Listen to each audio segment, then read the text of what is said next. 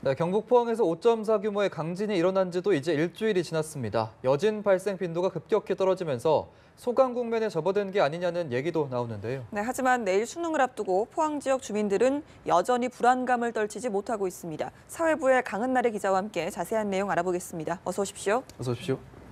네, 먼저 밤사이 추가 피해가 있었는지부터 확인을 해보죠. 네, 일단 어제 오전 9시 53분에 규모 2.4의 여진이 발생한 이후에 24시간 동안 추가 여진은 없었습니다. 네. 하지만 지난주 발생한 강진으로 인한 피해 신고가 뒤늦게 속속 확인되면서 지진 피해 규모는 갈수록 커지고 있습니다. 중앙재난안전대책본부에 따르면 오늘 새벽 6시 기준으로 주택과 상가, 공장 등 민간시설 피해 건수가 총 12,432건입니다. 어제 오후까지만 해도 9,070여 건이었는데 12시간 만에 3,300건 정도가 추가된 겁니다.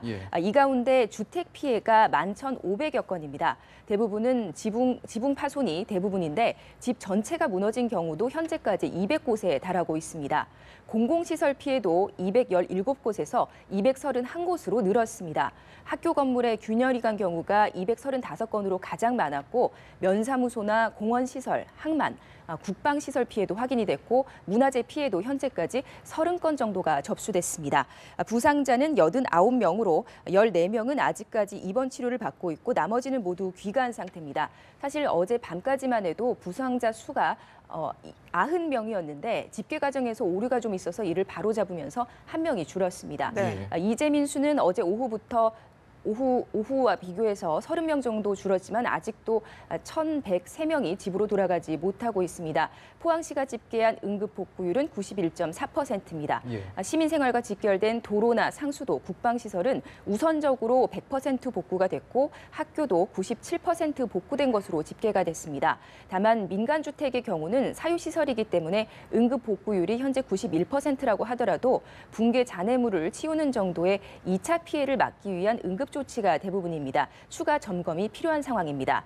공무원과 군인, 경찰, 소방, 자원봉사자 등 누적 인원 3만 6천여 명이 투입돼서 복구 작업을 벌이는 중입니다. 현재까지 재해구호협회 등을 통한 의연금 모금은 100억 원 정도가 모금이 됐습니다. 네, 아직도 1,000명 넘는 이재민들이 대피소 생활을 하고 있는데 날도 점점 추워지는데 생활이 좀 쉽진 않을 것 같습니다.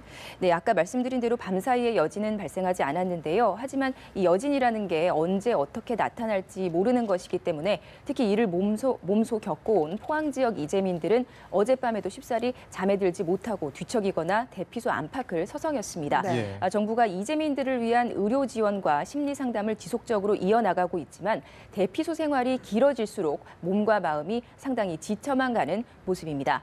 현재 이재민들은 학교와 복지시설 등 총 11곳에서 나눠서 지내고 있는데요.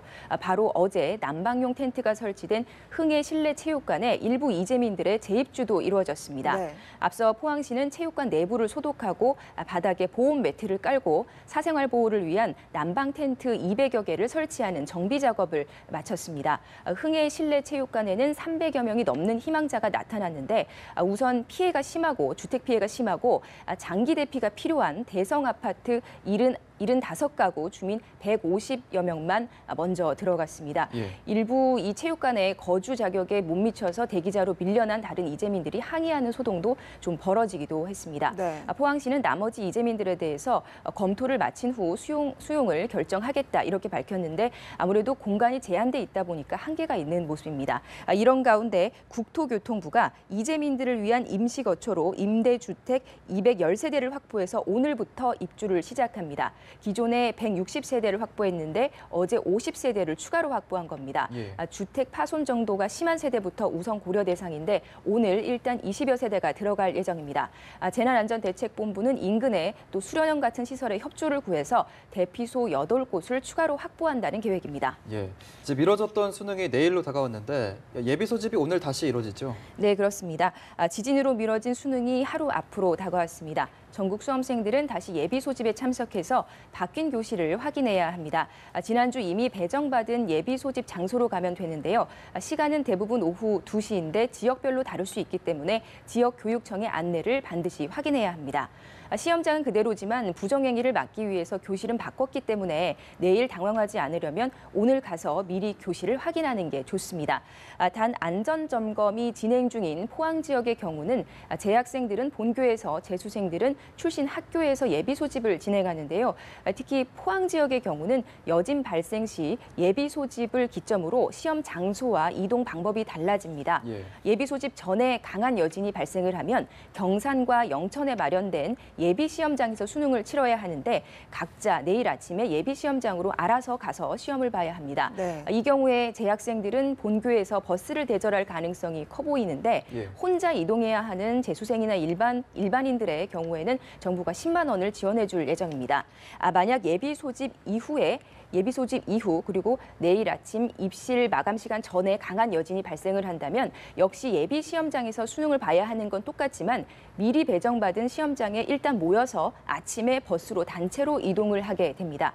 포항교육지원청은 오늘 예비 소집에서 수험생들에게 일반적인 유의 사항과 또 지진 시 대처 매뉴얼에 대해서 자세히 설명할 예정이라고 밝혔습니다.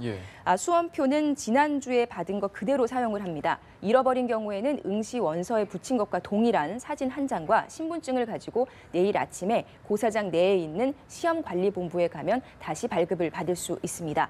지각이 걱정되는 수험생들은 112나 119로 전화를 하면 도움을 받을 수 있습니다. 네, 사실 어제는 여진이 하루 종일 없었다고 해도 사실 시험 당일에도 없을 것이다 이런 거는 아무도 장담할 수가 없는 상황인데요. 어때 정부에서 대책을 좀 세우고 있습니까? 네, 일단 내일 전국 수능 시험장 1,180곳에는 각종 사고에 대비를 해서 소방공무원이 2명씩 배치가 됩니다.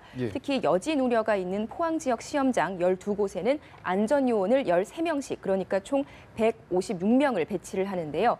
시험장별로 소방관 4명과 경찰관 2명, 건축구조기술자 2명, 전문 상담사 1명, 의사 1명, 수송 담당자 3명 이렇게 총 13명인데요. 시험장별로 이렇게 한 팀을 이뤄서 비상 연락 체계를 갖추고 비상 상황에 대피한다는 계획입니다. 행정안전부는 지자체와 경찰, 소방 이렇게 신속하게 있는 안전 한 라인을 운영할 계획이기도 합니다. 수능시험 비상대책본부장인 김상곤 교육부 장관도 포항교육지원청에서 비상대기하면서 현장 대응을 지휘할 예정입니다. 아까 말씀드린 대로 포항에서 시험장 입실 완료 시각인 오전 8시 10분 전에 상당한 규모의 여진이 발생을 한다면 이곳 수험생들은 영천과 경천의 예비 시험장 12곳에서 시험을 치게 되는데요. 이런 상황에 대비해서 교육부가 수험생들 이동을 도울 비상버스 240대를 내일 배치할 예정입니다. 만약 수능 시험 도중에 여진이 발생한다면 반드시 시험실 감독관의 지시에 따라야 합니다. 진동 정도에 따라서 그대로 시험을 진행하거나 시험을 일시 중단하고 책상 아래로 대피했다가 다시 재개할 수 있습니다. 또 위협적인 정도의 강진이라면 감독관 지시에 따라서 함께 운동장으로 대피하게 됩니다. 어떤 경우에라도 지시 없이 교실을 나가면 시험 포기로 간주됩니다. 우리 학생들 특히 포항 지역 수험생들 아무 탈 없이 무사히 수능 잘 치렀으면 좋겠습니다. 지금까지 강한나래 기자였습니다. 고맙습니다.